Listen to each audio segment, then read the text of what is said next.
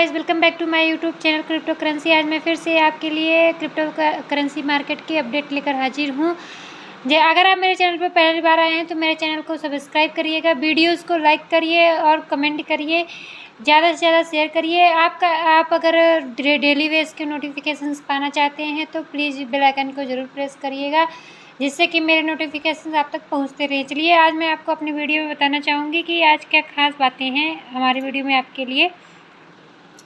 Top 3 price prediction: bitcoin, Ethereum, ripple, while watching 100 to 4 आना। मतलब कि जो मैं प्रेडिक्शन करने वाली हूँ, प्राइस प्रेडिक्शन, वो इथेरियम, बिटकॉइन और रिपल की है कि क्या आपको प्रॉफिट कराएंगे या लॉस में रखेंगे। तो चलिए मैं आपको आगे बताती हूँ।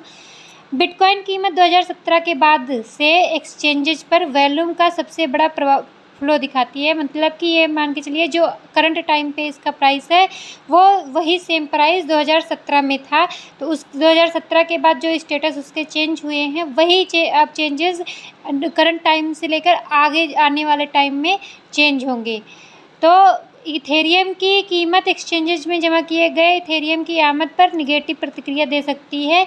मतलब कि जो इथेरियम की प्रेडिक्शन है वो ये बता रही है कि इथेरियम की कीमत एक्सचेंज में जब जमा किए गए थे, जब व्हाइल जमा की गई थी, तब इथेरियम में जो आमदनी हुई थी उसका उल्टा प्रतिक्रिया दे सकती है। मतलब कि जो उस टाइम पे प्रॉफिट हुआ था हो सकता है इस टाइम पे वो लॉस में रहे। खुदरा व्यापारियों को XRP मूल्य पर बहुत कम स्थिति में रखा गया है। मतलब कि जो उसके छोटे व्यापारी हैं या एक थोक विक्रेता, एक खुदरा विक्रेता, जो खुदरा व्यापारी हैं उसके वो XRP को मूल्य में बहुत कम स्थिति में रखा गया। मतलब कि उनको बहुत ज़्यादा प्रॉफिट नहीं दिया जाएगा, उनको थोड़े लेवल पे या थोड़े परसेंटेज में ही प्रॉफिट मिलेगा। क्रिप्टो करेंसी मार्केट में उतार चढ़ाव की आमद देखी गई है। मतलब कि आप सितंबर लास्ट वीक का अगर ले लीजिए तो आप खुद मेरे पुराने वीडियो में आप देख सकते हैं कि सितंबर में हर एक कॉइन, हर एक टोकन, मेमे कॉइन हो या फिर टोकन हो, हर एक क्रिप्टो करेंसी पर थोड़ा बहुत उतार चढ़ाव मिल सकती है, जो ट्रेडर्स को क्वेश्चन 3, क्वेश्चन 4 रैली की उम्मीद में लंबी स्थिति खोलने के लिए प्रेरित कर सकता है। मतलब कि ये मान के चलिए आप कि जो इसके ट्रेडर्स हैं उनको 3-4 रैली की उम्मीद में लंबी स्थिति में खोलने के लिए वो देखी गई है। मतलब कि उनको जैसे कि 3-4 लाइन के बाद ही मिलेगा कि क्या इसमें प्रॉफिट होगा या इसमें लॉस होगा। हालांकि हुड के नीचे मंदी के संकेतों की अनदेखी की जा सकती है। जो हुड टोकन है उसके नीचे जो टोकन्स हैं उनमें आप ये पाएंगे कि वो आपको लॉस में ही डालेंगे। मतलब कि ये मान के चलिए कि कोई प्रॉफिट नहीं देंगे, वो इस टाइम पे और आगे आने वाले टाइम पे लॉस में चलेंगे। स्टैटिस्टिक्स रूप से अक्टूबर और नवंबर आमतौर पर क्रिप्टो मार्केट के लिए तेज़ी के महीने होते हैं। मतलब कि आप प्रीवियस में चले जाइए, 2017, 18, 19, 20, 21, 22 तो चल रहा है। मतलब कि जब किसी भी क्रिप्टो करेंसी में कोई भी टोकन अप हुआ है या फिर जब वो मतलब कि ज़्यादा प्रॉफिट में चला गया है, तो ज़्यादातर महीने अक्टूबर, नवंबर, यही 2 महीने हुए हैं जिसमें उनको बढ़ोतरी मिली है। तो इनके लिए अच्छा रहा है। विश्वासघाती पानी में रॉड डालने से कुछ भी गलत नहीं है। मतलब कि ये मान के चलिए जो आप अगर मन में कोई अपने डाउट लेकर बैठे हैं उससे कोई फ़र्क नहीं पड़ने वाला है। लेकिन जोखिम प्रबंधन लागू किया, रिस्क मैनेजमेंट है व्यापारियों को बचाने के लिए, वो प्रबंधन लागू करना चाहिए। लाभ हुड के नीचे बिटकॉइन की प्राइस डरावनी लग रही है। मतलब कि जो हुड टोकन है उसके नीचे जो बिटकॉइन की प्राइस डरावनी लग रही है। तो मैं बताना चाहूँगी कि बिटकॉइन की कीमत आधार के लिए लड़ रही है। मतलब अपने बेस के लिए वो लड़ रही है कि कम से कम जो मेरा पहले से जो उसका बेस रहा है वो तो उसको दिया जाए, उसके ट्रेडर्स को वो तो मिले। क्योंकि बुल ने रातों रात परिसमापन के बाद 5% की वसूली रैली को पूरा किया है। तो उसने अब वसूली रैली को पूरा किया है। मतलब कि ये समझ लीजिए बुल जो रातों रात अपनी परिसमापन के बाद 5% की वसूली रैली को, उससे थोड़ा बहुत बिटकॉइन में भी गिरावट आएगा। आशावादी प्रतिशोध के बावजूद बिटकॉइन मैट्रिक्स जो है उनकी जो उनका कहना है कि हुड के नीचे मंदी दिखा रहे हैं, उसका ये तात्पर्य है, मतलब उसका टोटल मिला के ये मतलब निकाल सकते हैं हम कि इस प्रकार से बिटकॉइन की कीमत आने वाले हफ्तों में 17,000 तय करेगी कि 17,000 रुपये आने वाले हफ्तों में ही हो, जिससे कि स्वीप द लो घटना के कारण ये प्राइस तय किया है। वो इसी कारण हो सकता है कि जो स्वीप द लो घटना हुई थी उसी की वजह से 17,000 इसका अपना ये रेट तय करेगी। इस तरह के कदम से मौजूदा बिटकॉइन की कीमत में 12% की गिरावट आएगी।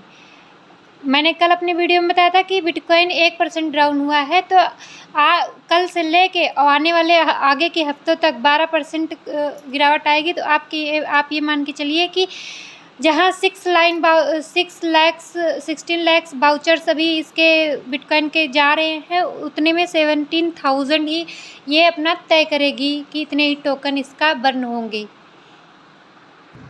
इथेरियम का अगर हम माने तो इथेरियम विकेंद्रित स्मार्ट अनुबंध टोकन संस्थागत व्यापारियों के बीच दीर्घकालिक निवेश खेलने के बजाय एक अल्पकालिक अवसर हो सकता है। मतलब कि ये है कि जो बिना किसी भी तैयारी के, बिना किसी प्लानिंग से जो भी अनुबंध किए गए हैं, जो भी इनके साथ इनका टेंडर पास हुआ है, जो टोकन जितने भी इनके व्यापारी हैं वो लॉन्ग टाइम एसेट्स से ना लेने के बजाय वो शॉर्ट टाइम एसेट्स में ले सकते हैं।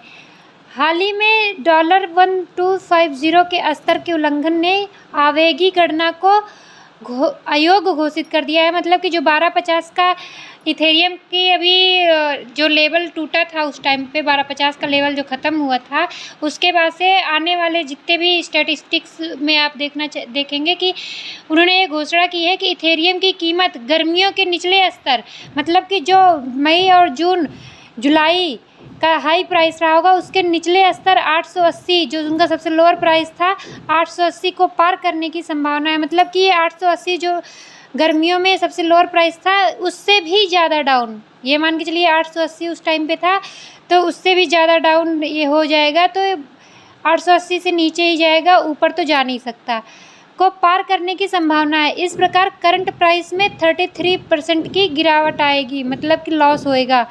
जो अभी का इसका करंट प्राइस है उसमें भी 33% का लॉस होगा। XRP की कीमत एक बार फिर पलट सकती है कि जी हाँ, अगर आप देखना चाहेंगे कि XRP जो अपना है ये कैसा रोल प्ले कर रहा है, तो बताना चाहेंगे XRP प्रेजेंट प्राइस में 0.4343 पर नीलाम करता है, अपने टोकन बेचता है 18 डेज, मतलब कि 8 डेज एक्सपोनेंशियल मूविंग एवरेज को तोड़ने के बाद मंदड़ियों ने, जो मंदी में जो रह चुके हैं, उन्होंने रातों रात सत्र के दौरान 7% की गिरावट दर्ज की है, कि मतलब कि XRP 7-8 दिन में 60% गिरी है। न्यूयॉर्क ओपन के दौरान बुल वापस अंदर आ गए थे, जिससे 5% रिकवरी रैली हुई थी। मतलब कि जब न्यूयॉर्क ओपन हुआ था, जब न्यूयॉर्क की टैली खुली थी, तो उसमें जो बुल रन कर रहे थे वो जब वापस आए हैं तो उससे 5% की रिकवरी हुई थी। मतलब कि 7% इसका लोअर प्राइस था, तो 5% की रिकवरी कर चुकी है रैली में। 60 और 40 विभाजन पर, मतलब जब बंटवारा हुआ तो 60 और 40 विभाजन पर पिछली बार खुदरा इतनी भारी गिरावट के लिए 20 सितंबर को तैनात किया गया था। 60-40 के जब वो विभाजन हुआ था उसके बाद 20 सितंबर को ये बात तय की गई थी, जब XRP 0.37 पर कारोबार कर रहा था। मतलब कि जिस टाइम पे ये इतने रेट पे कारोबार कर रहा था, 23 सितंबर को XRP 47 से बढ़कर 0.56 के मासिक हाई लेवल पर पहुंच गया था।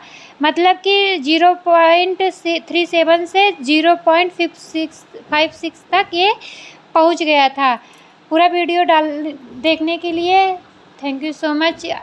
मुझे उम्मीद है कि आपको वीडियो ज़रूर पसंद आएगी। धन्यवाद।